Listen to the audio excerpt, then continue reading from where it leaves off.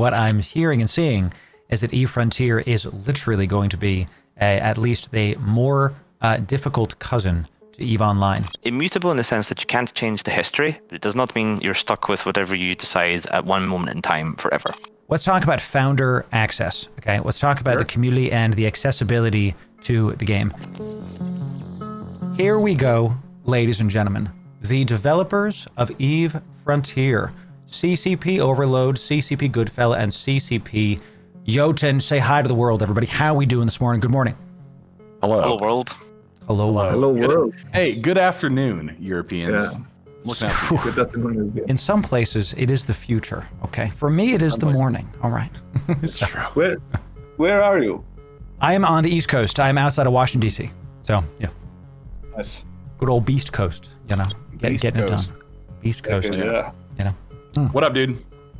Great to have y'all. Thanks for taking the time. And chat, can we get some massive 07s for a dev team that actually cares? CCP Overload, Goodfella, and Jotun showing up from their busy schedules and actually here to answer questions. It really is a big deal to have a dev team that wants to talk to the community in such a forward way, not just through press releases. Those are fine, but there's also this. It's a big deal. So thank you all three for being here. Let's get some intros going. Oh, please, Jotun, tell me. Yeah. Yes. No, I was just gonna say it really is. I mean, it's always a joy to get out here and talk to you guys, especially on such a distinguished program as this. A lot of fun. Granted, it was a lot like herding cats to get these two here, but I'm glad we managed it. We pulled it out just in time. Had to block off the team's counter and everything, you know. I've been a fan. The first video I saw from you, Loru, was when you were talking about the open source announcement. It was a phenomenal video, and I've been a fan since then. So the pleasure, I can genuinely say, is all mine. Yep. I believe we actually clipped a little bit of that video and used it as part of an internal all CCP presentation to the entire company. Yowzer. Wow. Well, now I know where the views came from, you know. Yeah. Well, I thank y'all very much. I meant what I said in that video, and that was very interesting because we have potentially EVE Frontier being the future of gaming, capital G. I really think that is a possibility, if not a probability. So thank you very much, y'all. Let's start with some intros, because many of you might have just seen, you know, the moniker EVE Frontier, but not know, call it the faces behind the project. So you're first on my screen, CCP Overload. Why don't you tell us who you are, how long you've been at the company, and what your favorite EVE Online ship is? I think that's a good start. So hello everyone, CCP Overload here. I've been with CCP now for 2.5 to 3 years working on EVE Frontier. I'm the product manager. Before that, I spent a decade working in the space industry, launching stuff up into space, and also playing EVE Online. I actually been playing EVE Online for about 17 years now. Some of you might recognize me from the Alliance tournament, for example, by my player name Ithaca Hawk. So I've been around for a while. Yeah, actually, we have a comment from Wardling. A legit spaceman, ground control to major overload. This is here it is. That's just fantastic. Thank you very much. Goodfella, you are next up. Let the people know how you've been at the company, how long, what your favorite EVE Online ship is. Oh, I forgot my favorite EVE Online ship. Oh, that's sure. the Abaddon, Excuse me. by the way. Yes, Abaddon. Abaddon. There it is. Yeah. You were too busy doing literal rockets. Okay, you know, very important. So. Yeah, so my name is CCP Goodfella. I'm the game director of EVE Frontier. Been working on EVE Frontier for the past 3.5 years now, since we started as a concept. Before that, I worked for over 5 years on EVE Online site. So I've been well over 8 years at CCP Games. I've had the privilege to do so. As cliche as it sounds, my favorite ship in EVE Online is and will always be the Rifter. It's just... Who says that's cliche? Oh, friendship, yeah. Yeah. What's the favorite ship in Frontier? The hardship. Huh? You know? That's pretty good. It's not bad. I've seen that a couple times, and I'm like, all right. I don't think the Rifter's cliche. That's a good idea. Okay. Feel free to give me 1 penny royalty on every piece of merch sold. You know, sheesh. Jotun, great to have you here. Jotun has been a great contact for me, been able to field him a lot of questions about Frontier, been very proactive talking to me. Thank you personally, Jotun. And let's tell the people how long you've been at the company and what your favorite EVE Online ship is.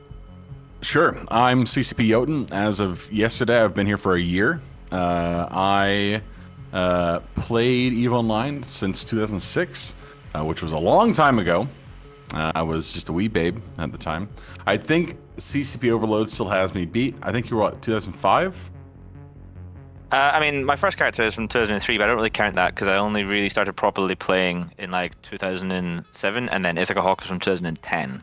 Ooh, okay. Well, maybe I have Ithaca Hawk beat. Either way, I'm the community developer for EVE Frontier. I also do stuff with the EVE community team, tournaments and stuff, alliance tournament stuff with CCP Overload and other members of our staff.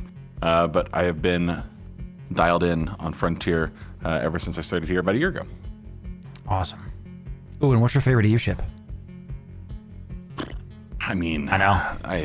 It's the Zernitra, right? Like I can't. Yeah. It's big laser. I don't know what else. I don't know what else you guys want to hear. It's a big gun. Incredible. Why use minigun when one gun do trick? You know. That's I think that's entirely fair. To be fair, I go back and forth between the Proteus. I love the Deluge so much. I know a hauler ship is like a weird choice, but I fly a lot of the Deluge. I love that ship. I mean, they're great. When the Venture first came out, I remember being like, I can make this a combat ship. And for a while, I was the #1 killer in the Venture on Zkill. I'm like, don't think I'm even top 100 now. But yeah, my God, I made a whole PvP video with me PvPing and getting dank frags in my Ventures. Why mine the rocks when you can mine the players? Yeah, go ahead. The Deluge is pretty good. I mean, a ton of cargo hold. The old tech was you had to use an Orca to haul in structures into wormholes. Mm-hmm. Don't need an Orca anymore. Just use a DST. It's great. I love it. It's my favorite thing. Chat, you didn't come here. I could talk about it. I literally want to keep talking about EVE Online because it's such an interesting thing. But we're here to talk about EVE Frontier. So let's dive in to the good stuff. We have here the Titans of EVE Frontier that are ready to answer your questions. And I want to start with more of an overarching topic. Let's talk about gameplay and design philosophy. So you've distinguished EVE Frontier comparatively to EVE Online as a hardcore survival-focused experience. Can you speak a little bit to what inspired this shift in tone comparatively to EVE Online? Do you want to start, Ola, or should I? Yeah, I mean, I can start it. So this is like a multi-pronged question essentially. It's let's just start with the simple ones, I guess. But at the end of the day, if you think of EVE Online as this like grand space opera, okay, it's like a game of excess and wealth and building empires and civilizations in this great universe with literally trillions of NPCs. It's a living, breathing universe. And then EVE Frontier is taking that and flipping it upside down, putting it on its head. It is a vast post-apocalyptic world with like rotten remnants of something that happened many years ago, where the universe itself is hostile and desolate and it's a wasteland. So it's just from a core sort of philosophy perspective, they're almost polar opposites of that scale, space opera to space post-apocalypse. The two games are basically, they're cousins, but they're separate. I think you said that in your video, that it's like a cousin. So we're very lucky that we have the greatest engine for building a multiplayer online spaceship game in the world by a long shot to build upon. So we take Carbon and we're able to just start to diverge and build this different way of experiencing spaceships in a video game online. Yeah, our CEO, CCP Helmar, talks a lot about the difference between Frontier and EVE, and he describes it. I've used this before. I used it on a stream just a couple weeks ago, talking about EVE Online being like Rome, more established, old, majestic architecture, storied history, and then Frontier being more like New York, like turn of the century New York, which is like dirty, moves fast, a little bit more dangerous, depending on which time period you're talking about. There are riches and despair to be gained aplenty, as long as you have the will to seize it. I think it's an apt metaphor. I love that. Gangs of New York style. Daniel Day-Lewis. Yeah, I was gonna say specifically Gangs of New York style. Like it's the first thing I thought of. Breaking legs. Love that. Exactly, and anything like this is just developed over time. Like there was not suddenly like the cat buying a boat meme where it was just like, you know, hardcore survival. You know, we're gonna do this. But this is just has been developed for quite some time. And the seed of it has a lot been about, like Scott is saying, about hardship, because the more darkness that there is in the world, the more difficulty, the more light the players bring. It's been like one of the, you can see it in the original presentations of Frontier. Like the more darkness that the dark the world is, the more light the players can and will bring into the world.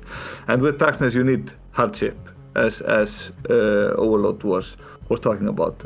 With hardship you need to be worrying about everything.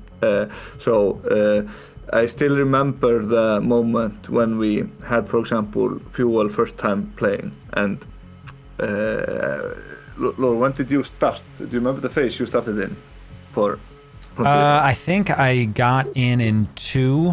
I think I played in 2, but I was in 1. I was honestly terrified to open the game because I didn't want to reveal something NDA'd on stream. You know, so yeah, I literally... 2 is the first one which had Fuel, and we had done that a bit earlier. And I remember it was like still not great at that time at all. But like squinting your eyes, thinking about the crafting as well, in terms of like we have a different way of crafting items in Frontier. You could definitely see at that point in time that there was something there that we were onto. So it's been a journey of realizing this hardcore survival experience. Part of it also comes from CCP Maximum Cats, obviously, our creative director. He is, you know, is like the Bane. You think the darkness is your ally. Like CCP Maximum Cats was born in it, multiplied. He's like a savant. It's wild to hear that. I mean, the way we talk about Frontier is totally different than the way that he talks about Frontier. Dude is like it's like he's channeling energy from somewhere else. I don't know how he does it. It's wild. A true rider. You know, CCP Maximum Cat implies the existence of CCP Minimum Cat. We'll have to come back to that. Okay, great. Yes, but in theory, it's not defined, so the maximum could be 0. That's true. Goodness gracious. See, I'm not smart enough for this chat. It's incredible stuff. I really like this distinction because one of the most prominent questions that I get in the comments of the videos when we're talking about it on stream is like, comparatively to EVE Online, you know, why don't they just do it in EVE? And the narrative is very different comparatively from top to bottom, it seems. So thank you for answering that. I wanted to talk about digital physics. This is something that came up a lot recently when y'all announced the various smart contracts and how you've hard-coded certain things in the game.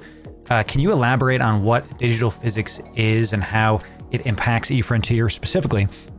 I'm super intrigued as to how like the smart contracts are going to let us build not a venture with the HP of a Titan. You know, how is that going to work? How does that work? So this is a great question, and it's something I'm quite passionate to talk about because I think it's one of those things you have to kind of take a step back and get a little bit philosophical to really consider it. So if we can pull out of virtual worlds into the real world for a moment, we have the laws of physics, all right, and everything is based on that. The laws of physics, you know, 1,000 years ago are exactly the same as the laws of physics today, and yet today with a bunch of sand that is thinking, I have a phone that can like send pictures of cats to my friends across the world in fractions of a second. Nothing has changed in the physics between 1,000 years ago, but somehow we managed to make sand think. Now, essentially what we want to do is take these fundamental rules and enshrine them in such a way that they can't be changed. We can use a couple of simple examples. So the one I've used a bunch of times is item locality. So if an item exists in the Frontier universe, it has its location. And much like if I have my phone that I just showed you here and I wanted for some reason to send it to you, I can't just click my fingers and have it appear over there. That would, you know, defeat the laws of physics. I would have to put it in a box, give it to someone, ship it across, it eventually would reach you. That is respecting the laws of physics right there. So if we enshrine that same kind of thing into the game, suddenly you have to, for example, if you want to buy a spaceship off someone else, like maybe I buy it from you, but it's on one side of the universe. If I want to get it, I have to physically go get it. I can't just teleport it around. Now, that is like a really, really simple one, and it can be kind of well understood.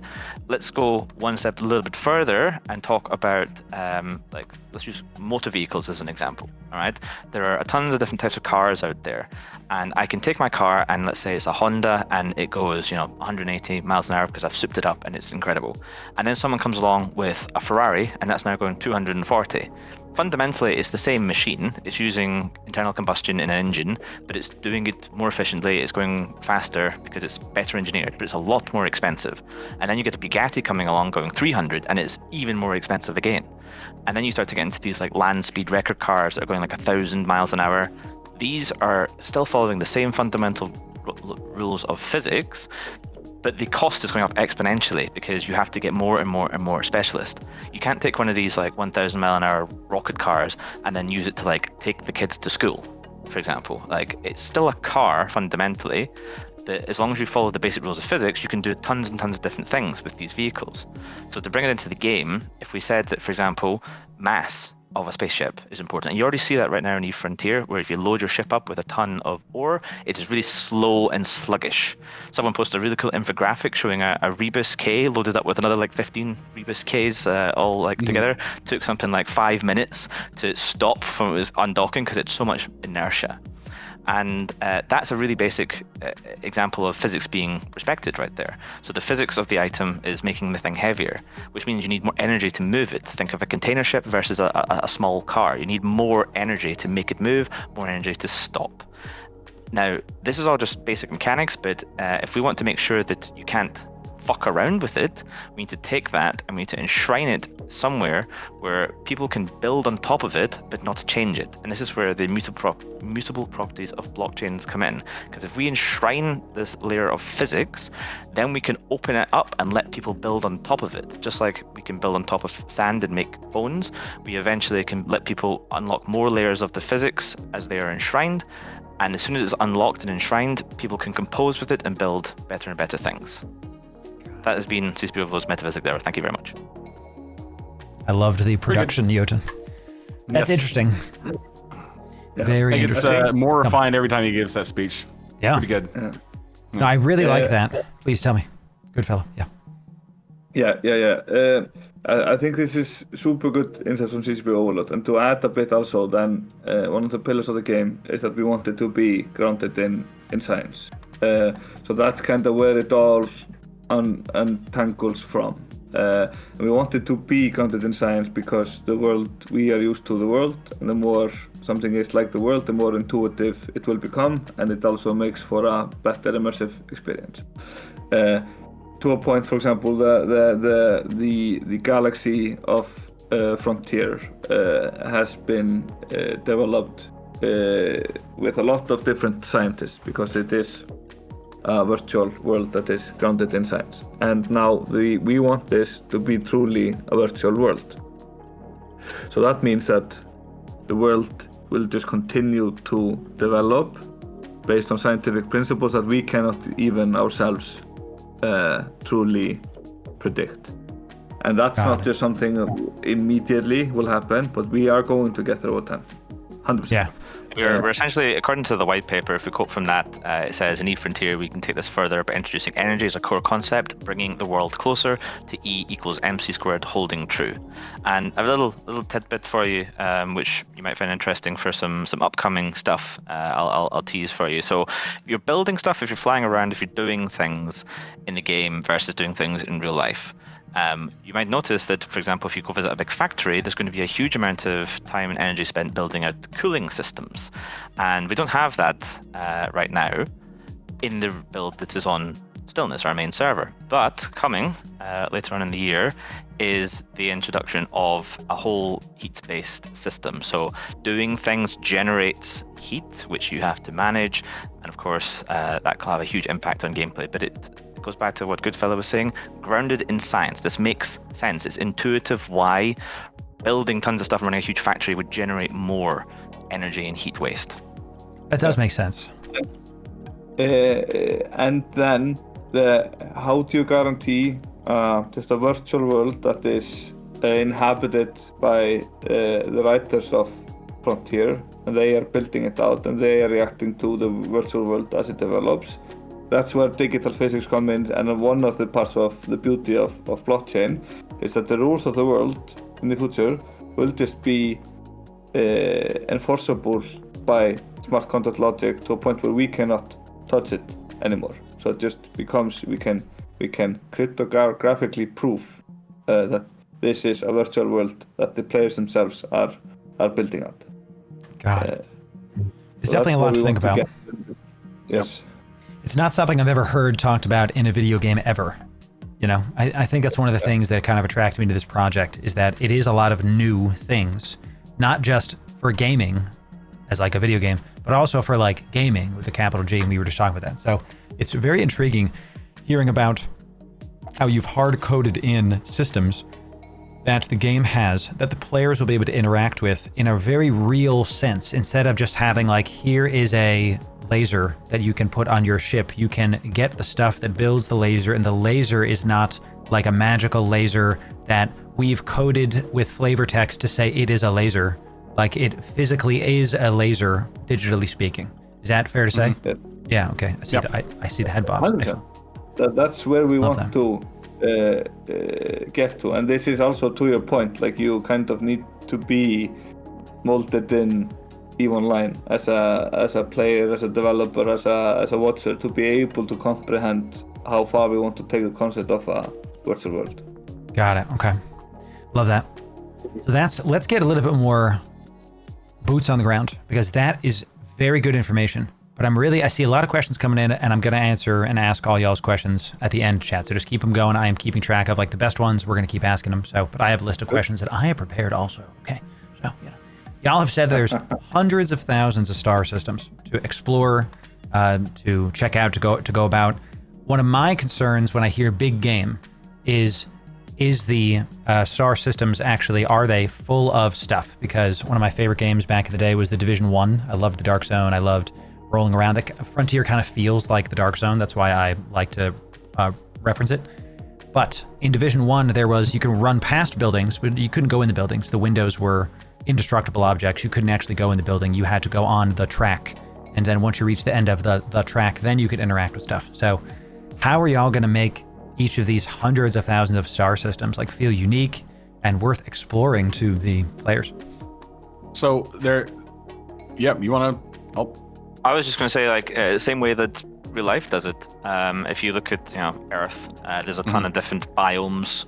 You can say, like, we could talk about it really loosely, like, a desert biome or a tropical biome or an Arctic biome, etc. And they're all different and unique, and some are much more conclusive to civilization and life. That's why only 400,000 people live in this rock in the middle of the North Atlantic, because it's difficult to build up a big civilization here, versus going to like giant tropical deltas, or the east coast of America, or like Italy and things like that, where there's like tens of millions of people all living in different areas around rivers and cities and access to the sea. There's also this sort of like fallacy that each of those 100,000 systems has to be unique. I can go to a lot of different places in the world and they look like a lot of different other places, and it doesn't mean that these places aren't unique in their own way, but they can share a lot of similarities. And we're very lucky that we have 2 astrophysicists on the team that are building out a universe simulation. We have a really good presentation at FanFest on this, by the way. I encourage you to come check it out. Which is just basically talking about how we designed and built the universe that takes into account all of this stuff, so that it is grounded in science. Planets that are closer to like heavy suns are going to be like more metallic, that kind of thing. So you'll be able to recognize things by just looking around and seeing what you see. We're also, there's in terms of just like stuff that you can do and see in all those systems. I mean, obviously the Frontier has a long history, like in lore, right? The Frontier as it exists in the playable state that players can interact with now is a distant future compared to where most of the action happened in Frontier. If you think of Frontier, using New Eden as an analog, the New Eden that we know today in EVE Online happened ages ago. That all has come and gone. Those empires have risen and fallen, and all that's left now are like dead bodies, or the dust that remained after those dead bodies decomposed, and the autonomous bots that are still out there, doing their thing, because the bots didn't die, but the people running them did.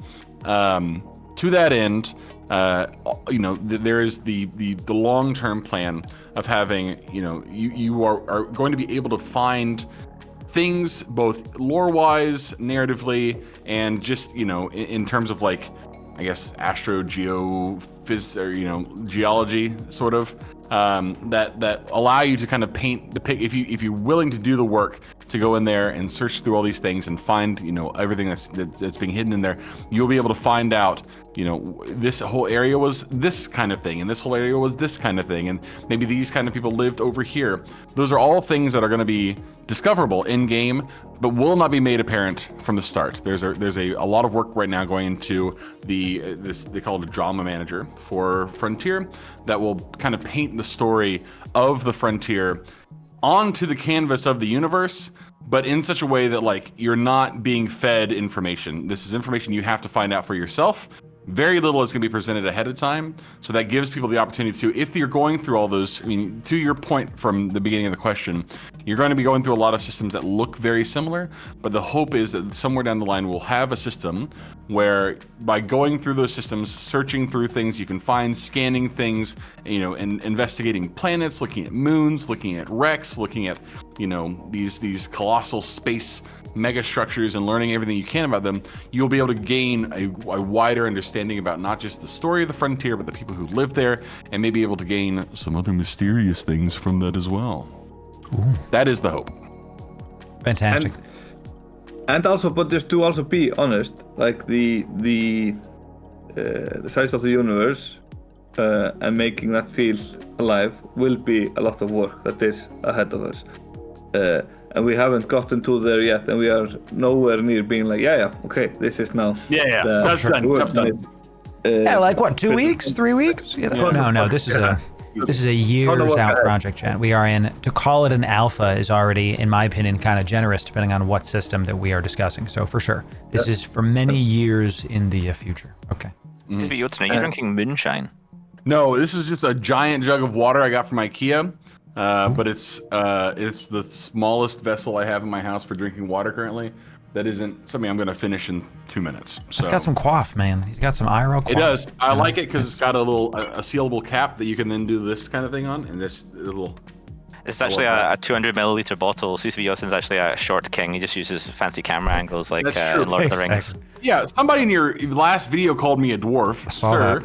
First of all, he is. I can confirm he is 5'2". There's nothing wrong with that. There's nothing wrong with being a short king. Second of all, I am not. Anyway, continue. It's my secret too. Y'all think I'm tall? I just put the camera above me. I'm 4'3". Come on. There you go. But also, what we were just discussing before is that there are really cool things. What CB Yothin was hinting at before that are in motion, because also we want people to be able to scan down things that are in their vicinity and have a better touch for where to go in this grand universe. So we're working on a signature and scanning system, heat system, tactical camera, and star map view as well. We actually just want to try to get it into players' hands as soon as possible. Love that. Yeah, shout out of course to CCP Dramaturge, who I know is doing a lot of work in that regard as well. But also, Aki in chat, what up, Aki? Mentioned space archaeology. Yeah, space archaeology's got to be a thing. Like, there's no sense in doing all this work and not having like space archaeologists. That sounds really cool to me. And I think there's some, I see a lot of these comments coming in about, not just now, but in my other videos, and about EVE Online as well. There's this strange amount of, I'll call it as politically correct as I can, entitlement from, let's call it the old heads that play EVE Online, that feel like, in my opinion, this system has to be solved from the get-go. I think they're used to playing a solved game, to be direct. And since eFrontier is so new, there will be some questions, chat, because it's a video game that we can't answer, not because we don't want to answer them, but because it's not fun to, hey, here's your 10-step program. go do a thing. Let the YouTubers discover them and then make guides on them first. You know what I'm saying? And then y'all go have a good time. So yeah, some of this is going to be you got to go play yourself, right? So go ahead. Yeah, it's a good. I agree with you. I've played Eve for the better part of my life. At this point, I think both CCP Goodfellow and CCP Overlord can kind of attest to this as well. This happens with any game that's been around for as long as Eve has. Eve has been around for almost 22 years at this point. It's been around for a long time, and just even adding new systems in with some frequency, you're going to lead to a game state where people have kind of solved most of the major things. And that Eve is kind of uniquely positioned in this case to support that kind of solved playstyle, because most of the drama in Eve doesn't come from the game itself; it comes from the interactions between players. Frontier is very much in that same vein, where a lot of the drama has to come from players. It's going to come from the interactions between players, but it also has to come from between if this is a true survival game, that drama has to come from the interaction between the universe and the players and the NPCs and the players, and that has to be robust as well. So that to that end, having a game that is not so easily solved and is more dynamic and has more chance and variation in it, I think will really go a long way towards making it just feel like a fresh experience every time you load the game up. Yes.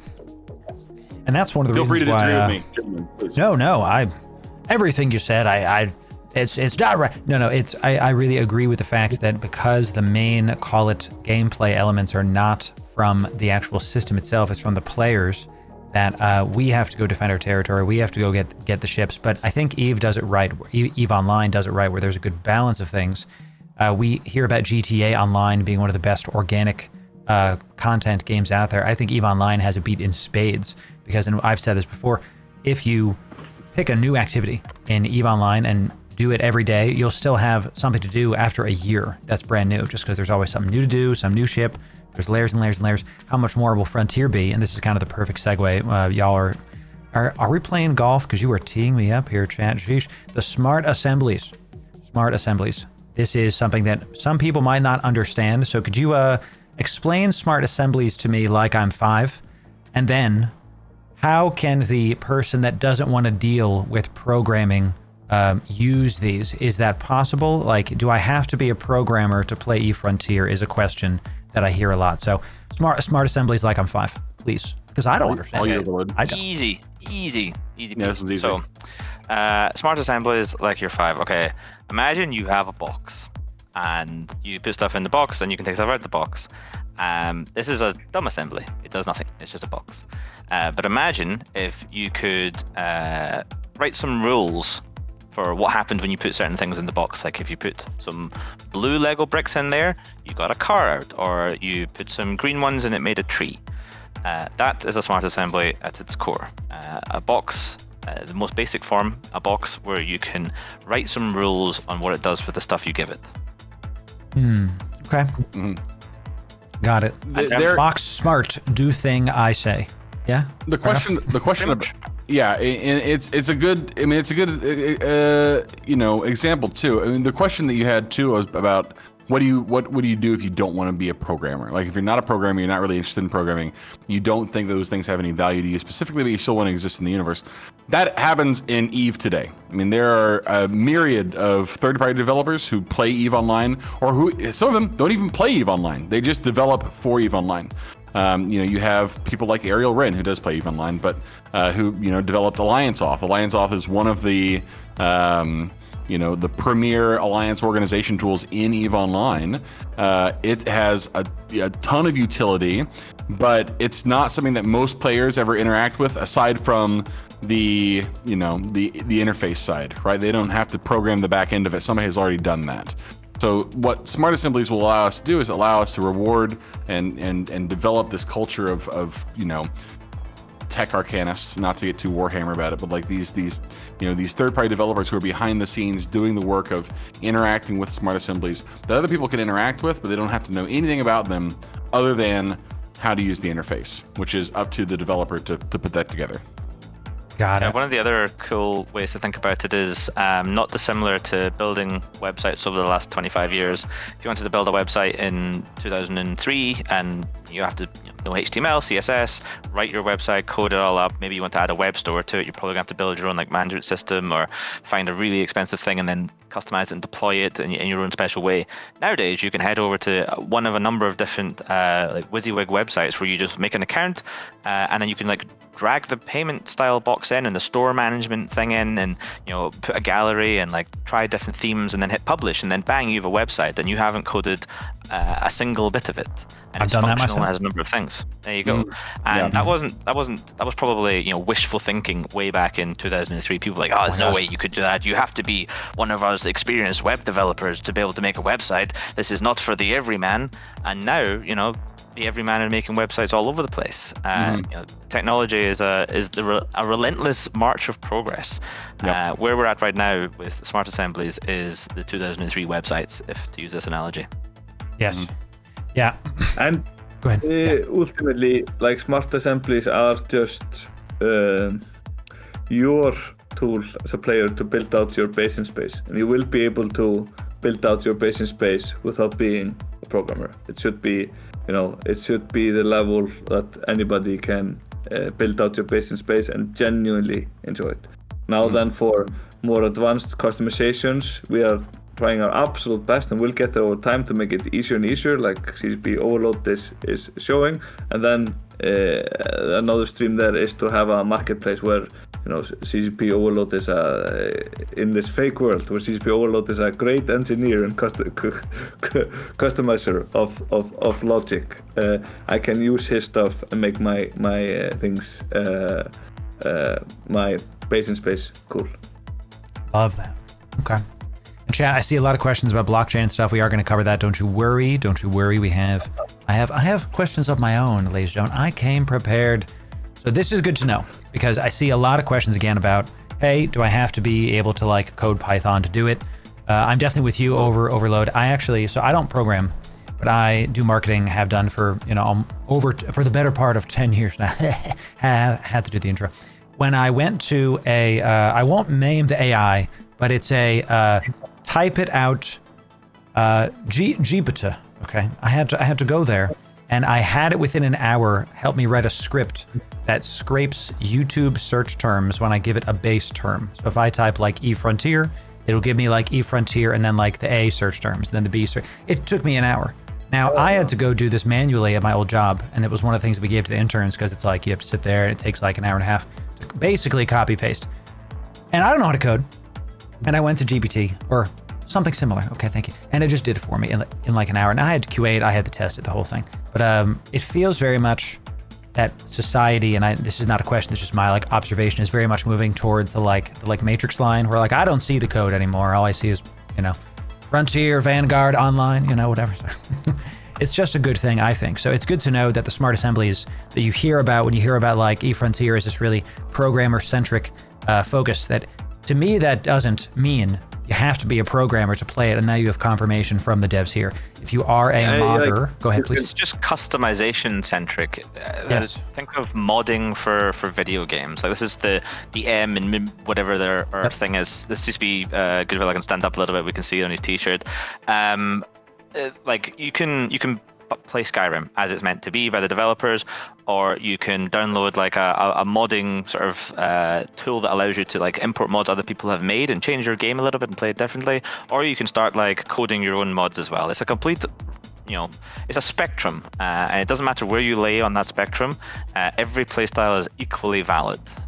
Right, Dave, I was just about to say that, said Overload, you were killing it. It's modding has been but literally has been built into the core of the game, that if you want to make let's say if we talk about this a lot, when you say your venture has +2 warp core stab, whatever, in Frontier, if there's a similar ship to the venture, you can, but you don't want the warp core stability. You are going to be able to remove that and then add the stats into something else on the electrical whatever interface that is hard coded in the name of physics.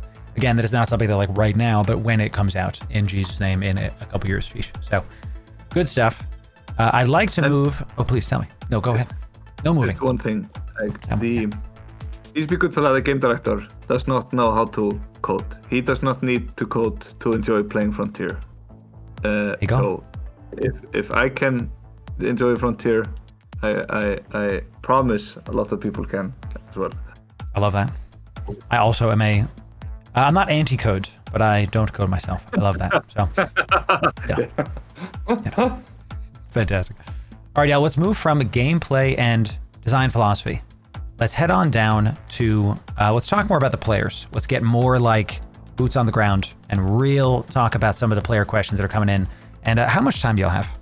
Y'all have 20 minutes? Okay. I can stay a bit longer. I can stay longer. Let's ask like a question or two, and then let me do one more of my questions, then I'll get some community questions in because I've just thought a bunch. We can do this again as well. Yes. Like, I don't view this as a single point in time. Perfect. Good, because I've gotten through 1/4 of my notes, and I want to definitely do it again. So for sure, I love it. All right, awesome. Let me ask my best question, and then we'll go from there. I'm looking. Okay.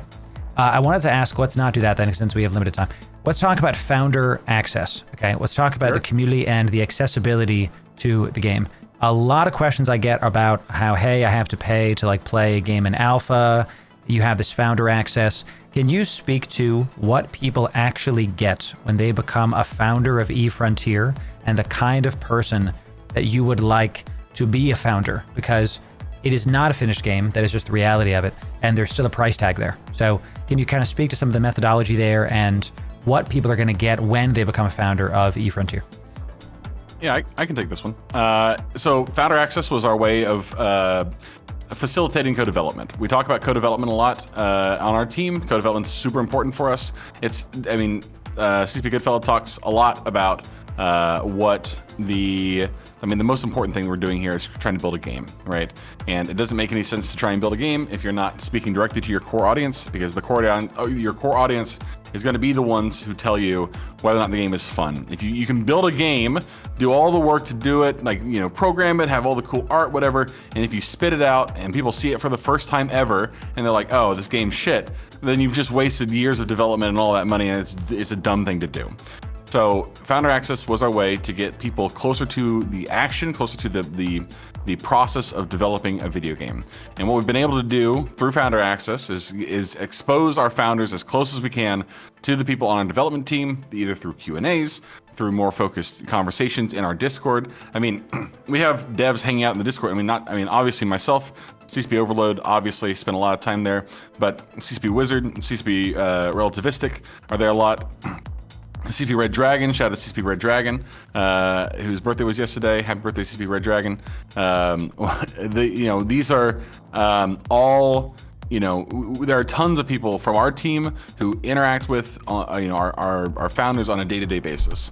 And what that allows us to do is get a level of feedback that would it's not the same as just like focus group testing, right? Focus group testing doesn't have that kind of there's no weight to it, right? You just bring in some people, say, hey, what do you think about this? They say, oh, blah, blah, blah, and they go on their way, right? The founders have a stake in this thing, and they have, contributed financially to, what they have received, and they have, cards on the table. And so that means that their feedback is going to be more critical because they have a stake in this thing. It means something to them. And that's what we've seen. The founders are never, my God, never mince their words. Both, I've seen I'm it. sure. Oh yeah. They're pretty straightforward about it, which is There's no great. mincing. We welcome the criticism. We welcome the comments, the critique. All of that matters because in the quest to create the best possible video game, you have to be able to take good and bad, and that is what the founder access process has been able to let us do. We've been able to gather this group of people. Obviously we want as many people in there as possible, but we're grateful for the ones we've got. Get as many people in there as possible. Have them play through the game. Have them see, they see every development. They see every new patch. They see every new expansion. They hear about it all ahead of time, just so that we can work through bugs. They are our primary testing group. And they're great. So for founder access, obviously you get access to the current build of the game on Stillness, which is CCP Overload mentioned is our primary server. You get access to the game. throughout all of early development. You also get some cosmetics. You get premium game time when the game launches. Think of it like Omega time for EVE Online. It's going to be very similar to that.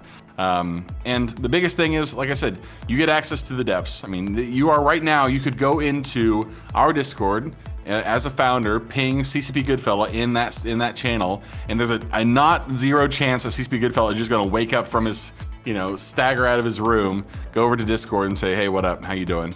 And that is the coolest thing I feel like we can offer, is that we are trying to do this thing. We want it to be cool. We want it to be great. And the way we do that is by getting people as involved in the process as we have. And so far so good. I mean, it's honestly, it's been really, really cool. That community is great. I don't know what else to say. It's really awesome.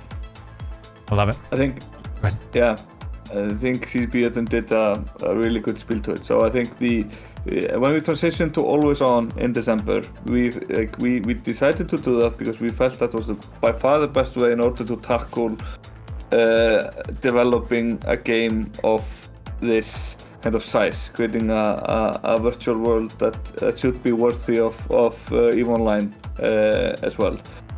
Best way to do it is to build it out slowly over time with the community. By going always on, it just means that it made more sense to have now founder access people who really want to play this with us and give us feedback. So to your question, Loru, like for who is founder access? Maybe a cliche, and you can call me out here, but founder access is just legit for the people who like the journey and not the destination necessarily. Like seeing buggy stuff, like an economy that barely works. Yes, having close feedback to developers, being a part of this close-knit community who has experienced it over time. And then also we are gamers ourselves, and we want to provide people with cool stuff that they enjoy. So the pack also, you get access now to the game, this journey that we're on. You also get cool stuff and subscription time when we go live. So it's not like you're paying just value for now, but you will get a lot of cool stuff in the future as well. I've been working at CCP for 8 years, here to work for a lot longer on this project. Love that. Branderson, kill me. There's my dyslexia. Brandon Sanderson quotes in my EVE Online stream. We love to see it. EVE Frontier stream, it's excellent. That's great. That is good to hear. I think you have to have that kind of level of communication with this kind of game, because we're going to have these kind of conversations again, chat, with the devs. Thank you for taking that time. Talking about how this kind of game is made and what we can get out of it as players and as people, as individuals, not just like gamers the group, but also each of us as individuals. I think that's super important, because EVE Frontier represents and I can't focus because there's an adorable cat. So thank you, Jotun, please. Sorry. No, this is important. This is part of the stream now. I don't have a box for CCP Kitty, but we'll have to get next time. So I wish I had a cat, dude. It makes me happy. The only way I keep the cat from screaming, I can't help it. I love it. No, it's awesome. It's something that I want to make very, very clear, that I'm giving this game attention because I want something like this to happen. And I think that CCP Games is the company to do it potentially. We've seen other companies rise and fall very recently that are Web3 focused, whatever. And a lot of the stuff I'm seeing done by those companies is not what I'm seeing this company do and these things do. We'll talk some about that in another episode maybe, but I do want to get to some of the community questions. One of the best questions I had here came from one of our friends, Harley. And we are going to do, thank you, Harley, we are going to talk about the blockchain a wee bit. So, and this is a question I have actually too. We talk about how the blockchain is and how it's an immutable record, basically a giant ledger, broad stroking. What happens if someone breaks the, quote, world rules and finds an exploit, cheats in the game, because that's human behavior is inevitable. What happens? Is that now on the blockchain? Is there some kind of ban that happens? Like, how do y'all combat somebody? Because you're going to open this game up to thousands of players, hundreds of thousands when it goes worldwide in a couple years. How do we make sure that a cheat, an exploit on the blockchain isn't now a part of the game? How does that happen? So there's there's a general misconception when people talk about the immutability of the blockchain in that it can never be changed. If that was the case, then you could never do any form of actions on the blockchain because the state, every time you do something, the state is changed.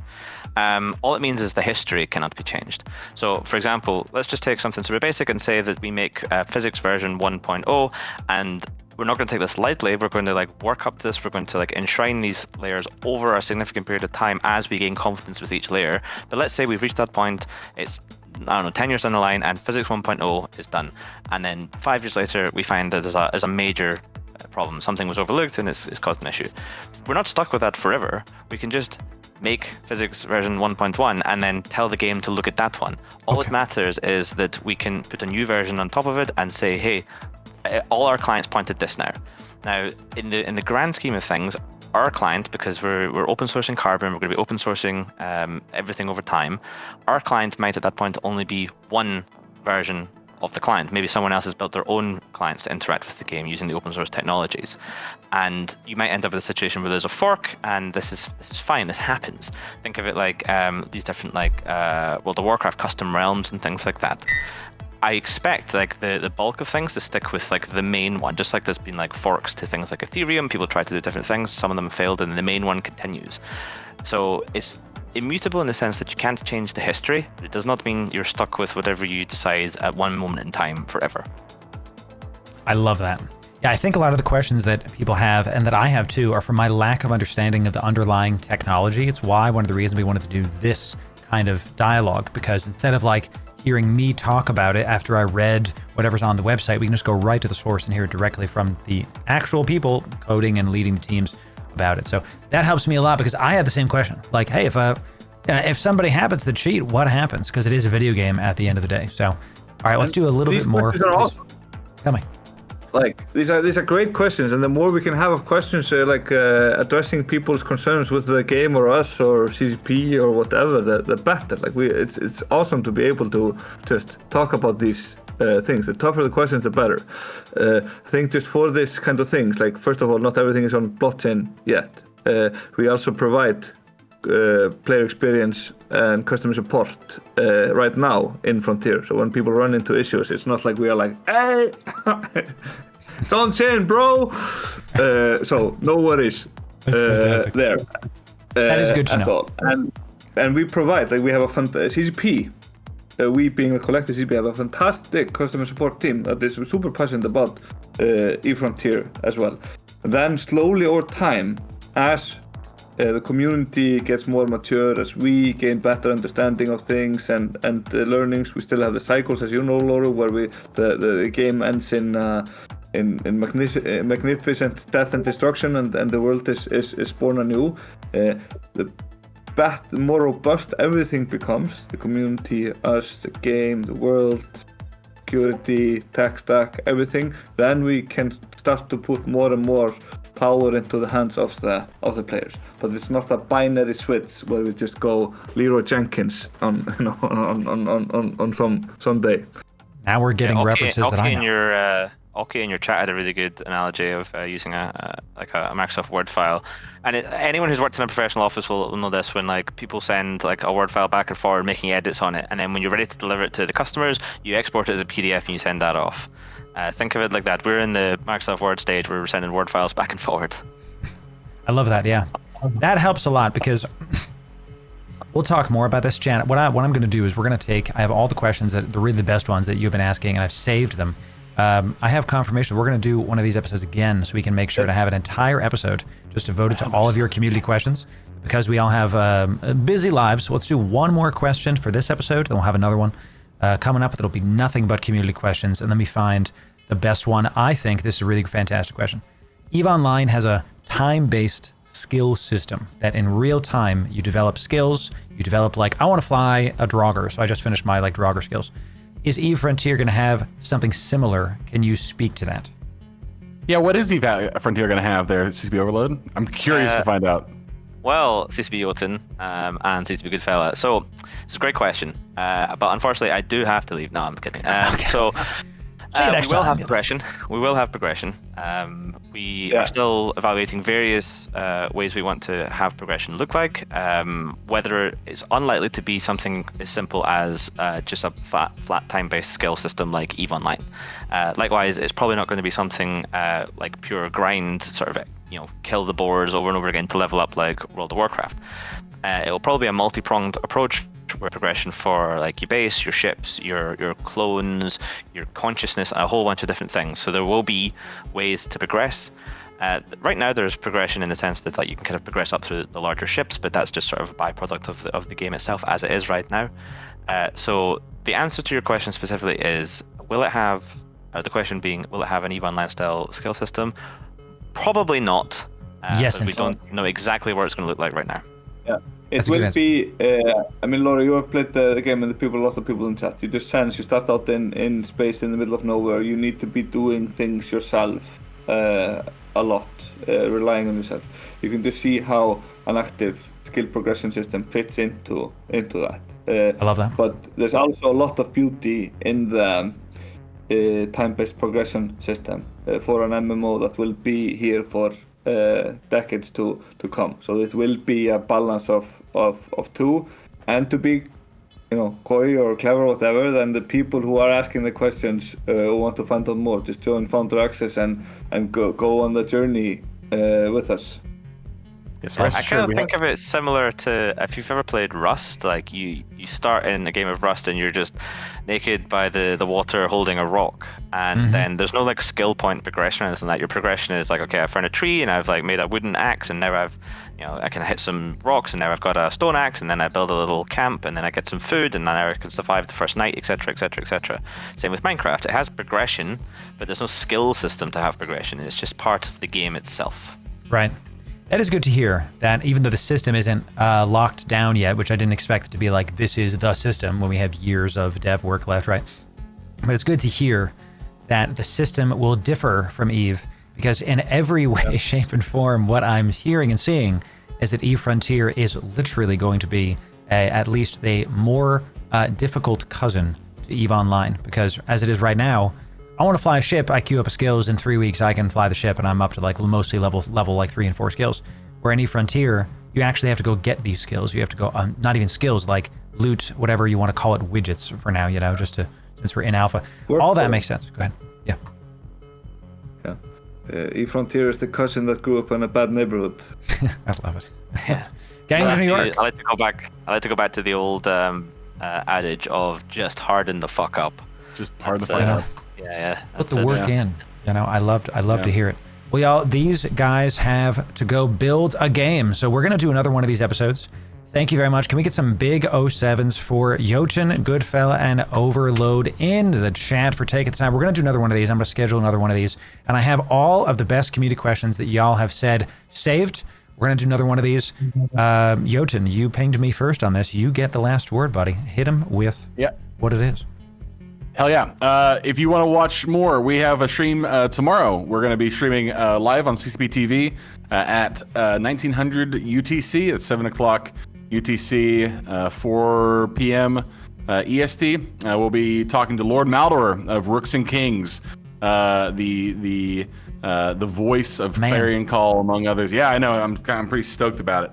We're going to be chatting with him and about their group, because they've been playing a lot of Frontier recently, and talk about what this is the first we're doing a series of player interviews, where we're going to bring people in, talk about their experiences, talk about what they want to see. That should be super cool. That's going to be public. We also do private streams, of course, private interactions with our founders. So if you are interested, you can go to www.efrontier.com and check out the founder access area if you're interested in that sort of thing.